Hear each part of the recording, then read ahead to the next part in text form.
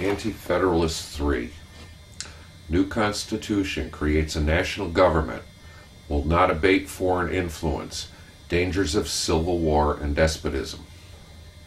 There are but two modes by which men are connected in society. The one which operates on individuals, this always has been and ought still to be called national government. The other which binds states and governments together, not corporations, for there is no considerable nation on earth, despotic, monarchical, or republican, that does not contain many subordinate corporations with various constitutions. This last has heretofore been denominated a league of confederacy. The term Federalist is therefore improperly applied to themselves by the friends and supporters of the proposed Constitution. This abuse of language does not help the cause.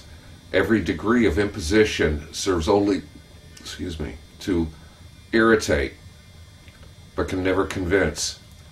They are national men, and their opponents, or at least a great majority of them, are federal in the only true and strict sense of the word. Whether any form of national government is preferable for the Americans to a league of confederacy is a previous question we must first make up our minds upon. That a national government will add to the dignity and increase the splendor of the United States abroad can admit of no doubt. It is essentially requisite for both. That it will render government and officers of government more dignified at home is equally certain. That these objects are more suited to the manners, if not the genius and disposition of our people is, I fear, also true. That it is requisite in order to keep us at peace among ourselves is doubtful. That it is necessary to prevent foreigners from dividing us or interfering in our government, I deny positively. And, after all, I have strong doubts whether all its advantages are not more spacious than solid. We are vain, like other nations. We wish to make a noise in the world, and feel hurt that Europeans are not so attentive to America in peace as they were to America in war. We are also, no doubt, desirous of cutting a figure in history. Should we not reflect that quiet is happiness, that content and pomp are incompatible? I have either read or heard this truth, which the Americans should never forget, that the silence of historians is the surest record of the happiness of a people. The Swiss have been 400 years the envy of mankind, and there is yet scarcely an history of their nation. What is history but a disgusting and painful detail of the butcheries of conquerors and the woeful calamities of the conquered? Many of us are proud and frequently disappointed that office confers neither respect or deference. No man of merit can ever be disgraced by office. A rogue in office may be feared in some governments. He will be respected in none. After all, what we call respect and deference only arise from contrast of situation, as most of our ideas come by compassion and relation. Where the people are free, there can be no great contrast or distinction among honest citizens in or out of office. The proportion as the people lose their freedom, every gradation of distinction between the governors and governed obtains, until the former become masters and the latter become slaves. In all governments, virtue will command reverence. The divine Cato knew every Russian citizen by name and never assumed any preeminence. Yet Cato found, and his memory will find, respect and reverence in the bosoms of mankind until this world returns into that nothing from whence omnipotence called it, that the people are not at present disposed for and are actually incapable of governments of simplicity and equal rights, I can no longer doubt. But whose fault is it?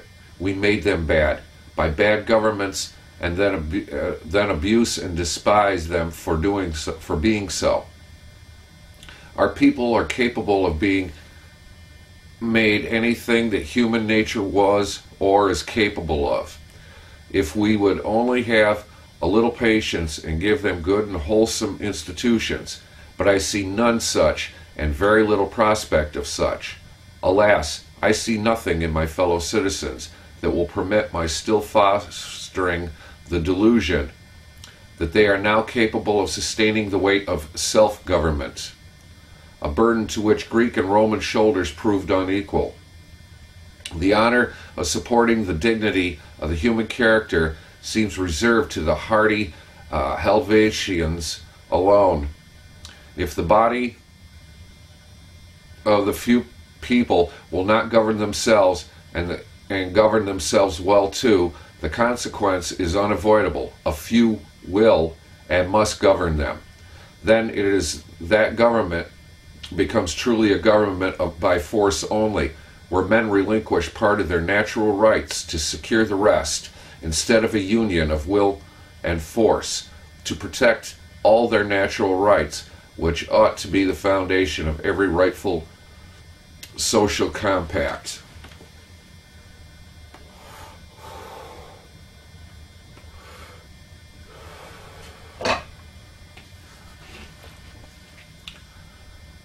Whether national government will be productive of internal peace is too uncertain to admit of decided opinion. I only hazard a conjecture when I say that our state disputes in a confederacy would be disputes of levity and passion, which would subside before injury. The people being free, government having no right to them, but they to government, they would separate and divide as interest or inclination prompted, as they do at this day, and always have done, in Switzerland.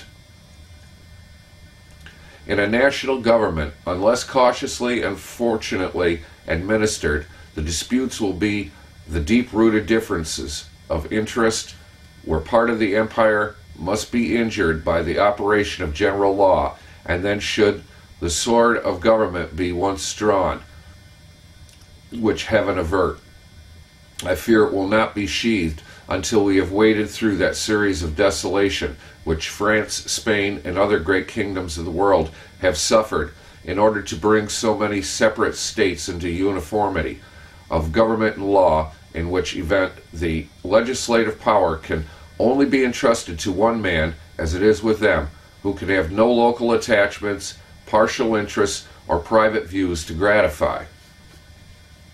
That a national government will prevent the influence or danger of foreign intrigue, or secure us from invasion, is, in my judgment, directly the reverse of the truth.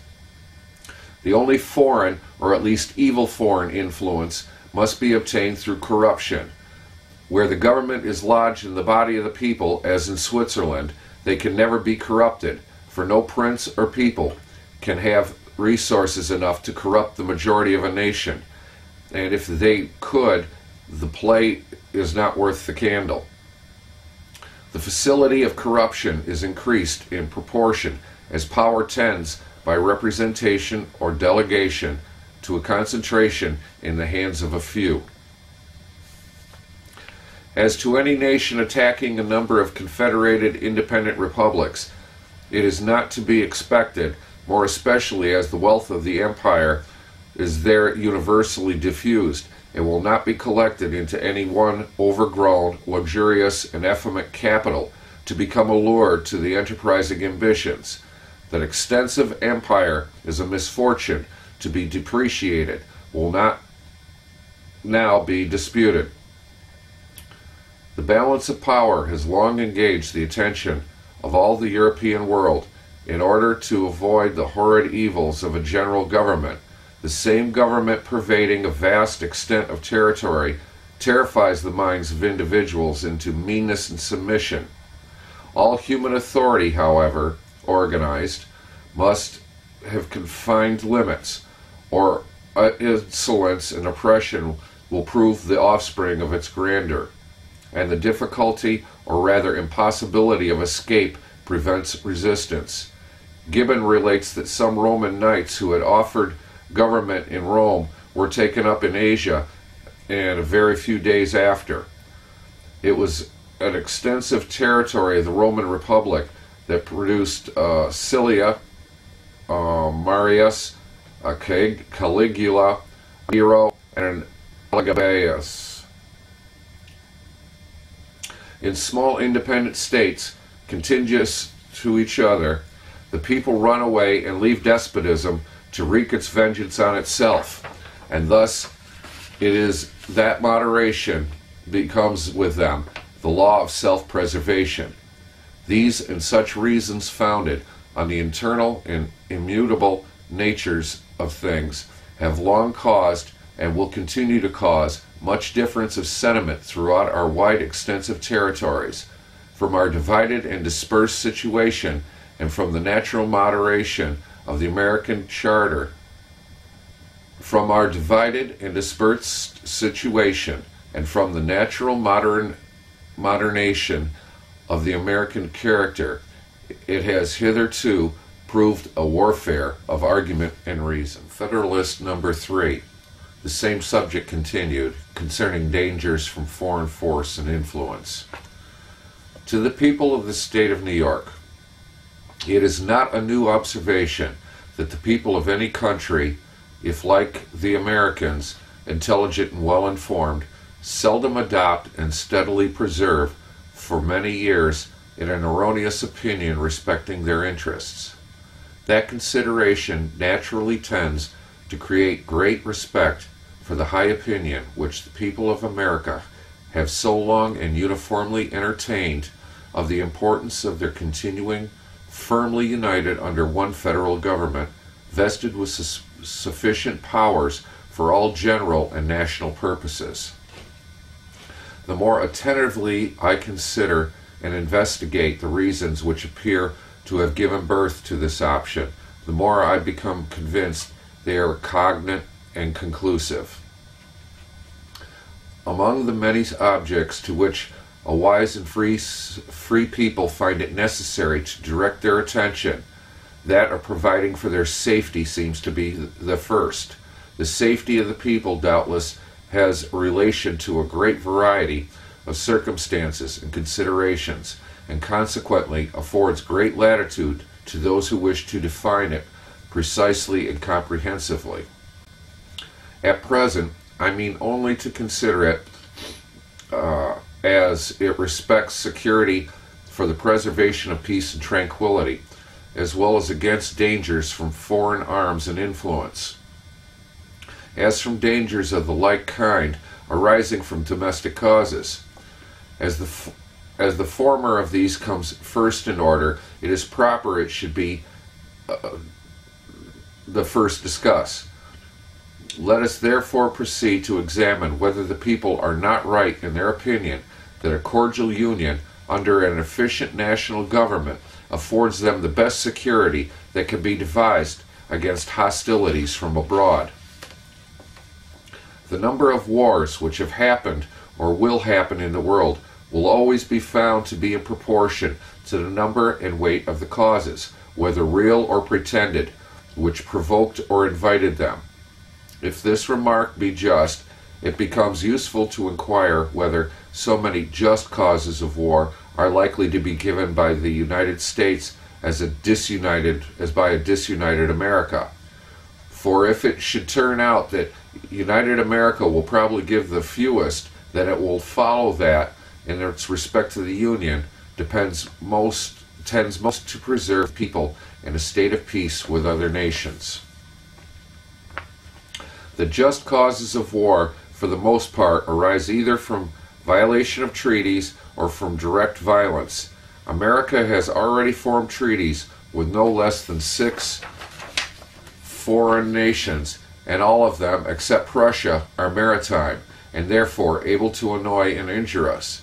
She has also extensive commerce with Portugal, Spain, and Britain, and with respect to the two latter, has, in addition, the circumstance of neighborhood to attend to. It is of high importance to the peace of America that she observe the laws of nations towards all these powers, and to me it appears evident that this will be more perfectly and punctually done by one national government than it could be either by 13 separate states or by 3 or 4 distinct confederacies. Because when once an efficient national government is established, the best men in the country will not only consent to serve, but also will generally be appointed to manage it. For although town or country or other contracted influence may place men in state assemblies or senates or courts of justice or executive departments, yet more general and extensive reputation for talents and other qualifications will be necessary to recommend men to offices under the national government, especially as it will have the widest field for choice, and never experience that want of proper persons, which is not uncommon in some of the states. Hence, it will result that the administration, the political councils, and the judicial decisions of the national government will be more wise, systematical, and judicious than those of individual states, and consequently more satisfactory with respect to other nations, as well as more safe with respect to us. Because under the national government, treaties and articles of treaties, as well as the laws of nations, will always be expounded in one sense and executed in the same manner, whereas agitations on the same points and questions in 13 states or in 3 or 4 confederacies will not always accord or be consistent, and that as well as from the variety of independent courts and judges appointed by different and independent governments, as from the different local laws and interests which may affect and influence them. The wisdom of the convention in committing such questions to the jurisdiction and judgment of courts appointed by and responsible only to one national government cannot be too much commended. Because the prospect of present loss or advantage may often tempt the governing party in 1 or 2 states to swerve from good faith and justice, but those temptations not reaching the other states, and consequently having little or no influence on the national government, the temptation will be fruitless, and good faith and justice be preserved. The case of the Treaty of Peace with Britain adds great weight to this reasoning. Because even if the governing party in a state should be disposed to resist such temptations, yet as such temptations may, and commonly do, result from circumstances peculiar to the state, and may affect a great number of the inhabitants, the governing party may not always be able, if willing, to prevent the injustice mediated or to punish the aggressors. But the national government, not being affected by those local circumstances, will neither be induced to commit the wrong themselves, nor want power or inclination to prevent or punish its commission by others. So far, therefore, as either designed or accidental violations of treaties and the laws of nations afford just causes of war, they are less to be apprehended under one general government than under several lesser ones, and in that respect the former most favors the safety of the people. As to those just causes of war which proceed from direct and unlawful violence, it appears equally clear to me that one good national government affords vastly more security against dangers of that sort that will be derived from any other quarter. Because of such violences Because such violences are more frequently caused by the passions and interests of a part than of the whole, or one or two states than of the Union, not a single Indian war has yet been occasioned by aggressions of the present federal government, feeble as it is, but there are several instances of Indian hostilities having been provoked by the improper conduct of individual states, who, either unable or unwilling to restrain or punish offenses, have given occasion to the slaughter of many innocent inhabitants. The neighborhood of Spanish and British territories bordering on some states and not on others naturally confines the causes of quarrel more immediately to the borderers. The bordering states, if any, will be those who, under the impulse of sudden irritation and a quick sense of apparent interest or injury, will be most likely, by direct violence, to excite war with these nations, and nothing can so effectually obviate that danger as a national government whose wisdom and prudence will not be diminished by the passions which actuate the parties immediately interested.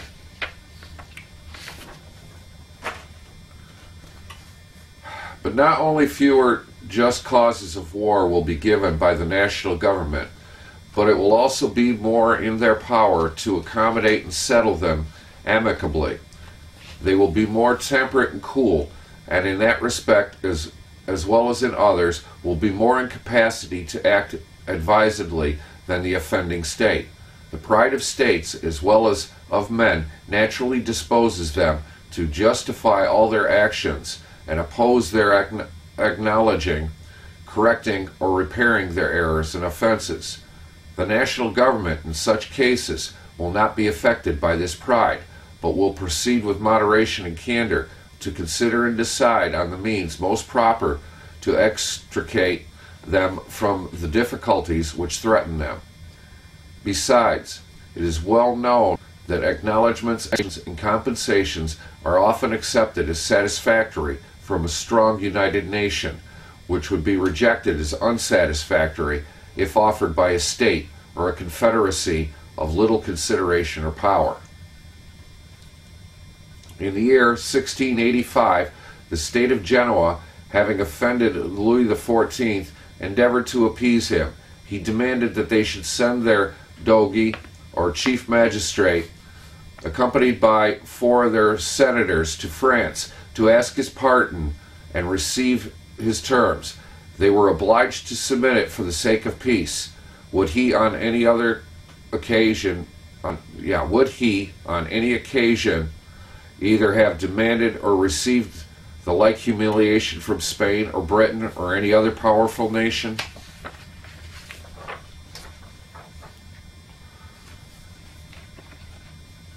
We're going to call it quits on this one. We're going to have to do this section by section. It's a little bit to digest and all. Folks, think about what's being said here and think about what's happening now. That's all I'm going to say on that. Peace.